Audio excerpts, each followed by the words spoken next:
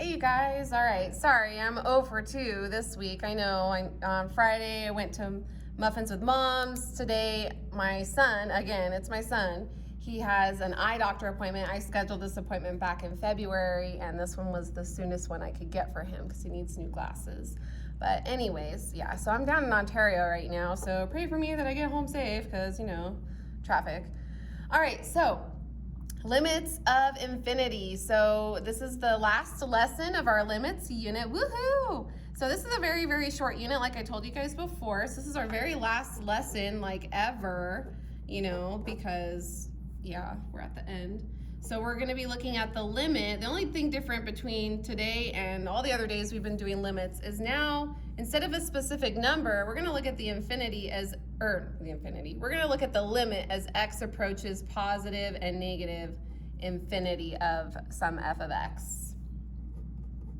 Okay, so that's the difference that we're doing today. And of course your homework will be posted on a PDF online, page 817, numbers 1 through 27, odds, okay? So here's what we're looking for. We've already actually learned a lot of this already in first semester. You just didn't know you were doing calculus. So what the limits of infinity are is basically we're asking ourselves, what is the graph approaching, having trouble spelling that word, to the far left and right? What is the graph approaching to the far left and right? So basically when we were doing this, we were talking about horizontal asymptotes. So we were, you know, looking from the left and the right of a graph, and if there was a horizontal asymptote, there would be like some sort of a force field that the graph could not cross horizontally. We knew about vertical asymptotes, but the horizontal asymptotes, we looked at those and we found those in those rational functions last semester by looking at the degrees of the top and the bottom of the function. Okay, rational means fractions, so of course we're gonna have a numerator and a denominator. So this would have been our warm-up, but we're gonna do it together. We're gonna find all vertical and horizontal asymptotes. I'm gonna start with the vertical ones. I'm gonna put the vertical asymptotes for each of these problems 1, 2, and 3 above them. So remember the VA's vertical asymptote, that's what we called them first semester. We get that from the denominator. It's whatever makes the denominator 0, right? So what you would do with this is you would factor that, so we could factor out a 2, and where do I wanna put that? I think I'll put it off to the side. If we factor out a 2 of that denominator, that would be an x squared minus 4, and then that would factor down to x plus 2, x minus 2. So then I know that x can't be negative 2 and x can't be positive 2. Those are the vertical asymptotes. So x equals 2 and negative 2, those are the VAs for number 1. For number 2, you would take that denominator and basically set it equal to 0 to find out what that would be. 5x minus 3 equals 0, because you're trying to find, well, what's going to make it 0, because remember, that's what it can't be. It can't be 0 in the denominator. Add 3 to both sides, we get 5x equals 3. Divide by 5, so x is equal to 3/5. So the VA for number 2 is x equals 3/5. That would be a no-no area. We wouldn't, a boundary line vertically that the graph cannot cross, a vertical asymptote.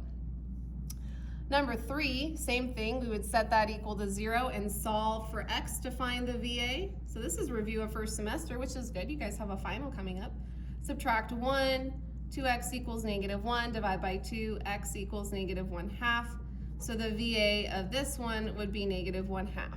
So that's all review from first semester. We haven't gone into the calculus yet. So the next part is finding the horizontal asymptote, which is the big cheese of today's lesson today. And the horizontal asymptote had to do with the degrees. So horizontal asymptotes, remember we were comparing the degree of the top, the numerator, to the degree of the denominator. Remember, big top, big bottom, same. Those things still apply here. So you're now going to get to use them from a calculus standpoint. So for the HAs, which will all be down here, the horizontal asymptote, we're looking at the degrees of the numerator and the denominator. So I want to refer you to a little bit of a review page. Let's review some things. You don't need to copy this down if you don't want to, but if you do want to, definitely pause this so you could copy it down, okay? So review of end behavior, because that's where we learned about horizontal asymptotes. They dealt with rational functions. We were comparing the degree of the top to the degree of the bottom, and we had three cases.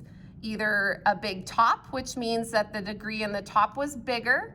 That means that there was no horizontal asymptote, but with limits, that just means the limit doesn't exist because it's going to infinity and beyond, like Buzz Lightyear, okay? So again, remember, if it does not exist, that just means that there's no horizontal asymptote. For a big bottom, remember we had to sit down, we ate Thanksgiving dinner, we have to sit down on the x-axis, and that means that the y value is 0 if we're on the x-axis. So y equals 0 was the horizontal asymptote, but that just means that the limit as x goes to positive or negative infinity is just going to be 0 because the horizontal asymptote is 0. If the degrees in the top and the bottom were the same, then LC right here stands for the leading coefficient. So then if the degrees are the same, remember you take the leading coefficient from the top and the bottom, and that is the horizontal asymptote, which with calculus, it ends up being the limit, okay? So leading coefficient of the top over the leading coefficient of the bottom is what I have written down right there. Okay, so that was just a quick little review, which is actually really good because you guys have your final coming up. We're almost at the end, isn't that crazy? Okay, my pens keep rolling. All right, so back to the front page. Oops, not that copy, this one. Let's go through these and find the HAs, the horizontal asymptotes, which leads us to the limit. So obviously we know that the limit's gonna be 0 because the answer's already down there. Oh, let me go back to the pen I was using. But look at this one. The degree of the denominator is bigger. We have a big bottom. So if we have a big bottom, that means we got to sit down. That means that the HA is y equals 0, which means that the limit as x approaches plus or minus infinity is 0. Nice. For the next one, g of x, same thing. You look at the degree of the numerator and the denominator. That's a 1, that's a 1. That means they've got the same degree. So that's where we take the leading coefficients. The leading coefficient of the top is a 2. The leading coefficient of the denominator is a 5. So that means that the horizontal asymptote would be y equals 2/5, which leads us to the limit. It's the same as the limit as x approaches plus or minus infinity of g of x 2/5. The leading coefficient over the leading coefficient.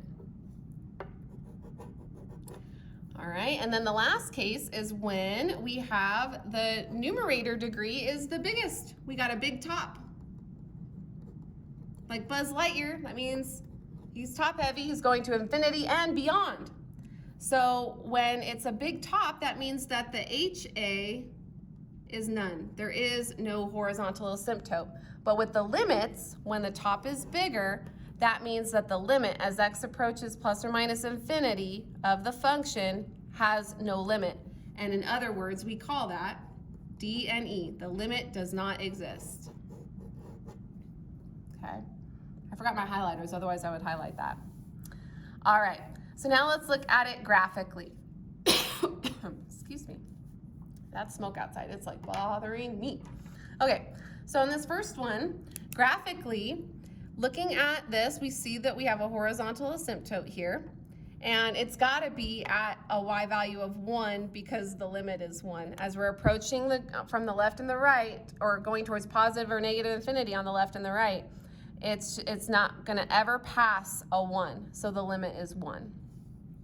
Okay, so this would be, it's the same on both sides, so that's why it's the same. Okay. All right, this one is a top that is smaller example. So a smaller top, that means big bottom, in other words, okay? So if it's a big bottom, that means we have to sit on the x-axis, which is where the horizontal asymptote is right there. And that's why the limit is the limit is 0, not x equals 0. The limit is 0.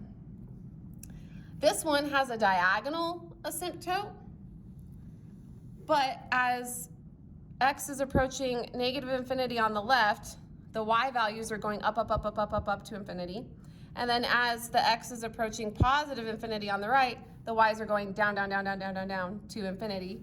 So that means we've got a big top here, which means the limit does not exist.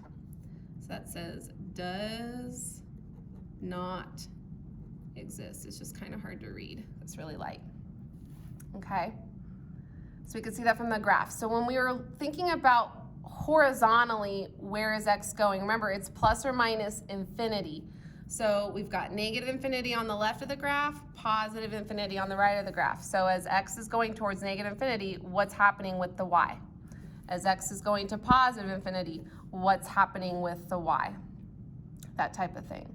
So as x is getting more and more negative, the graph is more on this side, so it's going up. As x is going more and more positive, the y's are going towards negative infinity. Okay, remember when we did the as x goes to infinity, y goes to, you know, wherever, that's what we did first semester. Those were limits. You just didn't know it. Now you do.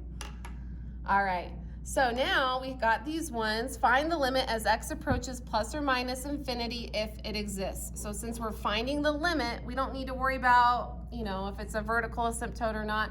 We are just looking at the degrees and we're saying what the limit is, which is the same as finding the horizontal asymptote. So we're looking at the degrees. The degree in the top is a 1, the degree in the bottom is a 1, so these have the same degree. If they have the same degree, then we take the ratio of the leading coefficients. The leading coefficient in the bottom is a 1, so the ratio of those leading coefficients is just a 5/1. So that's our limit. For number 2, I see the degree in the bottom is a 3, the degree in the top is a 2, so we got a big bottom. When we have a big bottom, we got to sit down. We sit down on the x-axis, so that means that the limit is a big fat 0. For number 3, I see that the degree of the top is a 2, the degree in the bottom is a 1. I've got a big top. When I'm top heavy like Buzz Lightyear, I go to infinity and beyond, which means the limit does not exist. The limit does not exist. And that's it, you guys. That was a nice, quick, and easy lesson. Look at that, under 15 minutes. So you guys can get started on the homework that is loaded on Google Classroom. Make sure that you take a look at the backboard. It has the homework answers from Friday night's homework. And if you ask the sub, I also included the key to that so that you can see my steps worked out on Friday night's homework. Not tonight's homework, but Friday night, so that if you want to check your answers and stuff, you totally can. Or if you need to figure out where you went wrong, you can look at my steps and see what happened. All right, have a good one, you guys. I will definitely be here on Tuesday. I will see you tomorrow.